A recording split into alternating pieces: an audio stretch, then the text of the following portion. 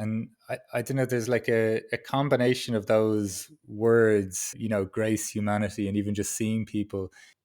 I think they make a huge difference Absolutely. and it's not some utopia where we all just get along magnificently.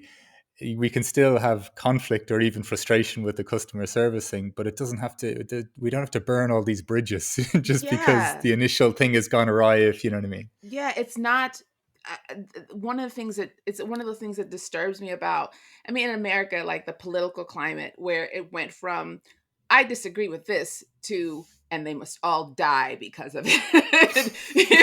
It's like there are a couple of stops before we get to that. So why are we there second? Like why is this the second place we end up? And I think that when you look at it again, so many people are hurting, and when they find something or someone gives them a reason, and that reason is that person, or the reason why it's difficult for me to do X, Y, Z. And this is on all sides. This is not, Yeah, of yeah. course I'm very left, but I've seen it on all sides where it becomes, what, actually, a friend of mine and I were having this conversation about how so many of the things that we argue about and the ways in which like we kind of like take sides is very religious, and it's people who reject religion in like the traditional form. And I'm not a religious person, but there's something about religion that offers rules and community, and so finding rules and community around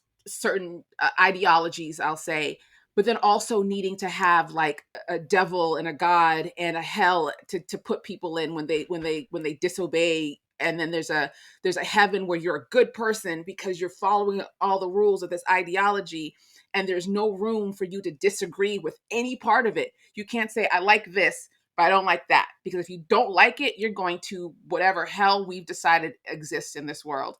And we were just like talking about these different things, and we're like, being able to like, this is the patron saint of that, and this is, going through this list, and being able to see how the religious aspect shows up in some of these things, and people not being aware of the gods they've built and the hell they've created to put people in. I think it's just really interesting.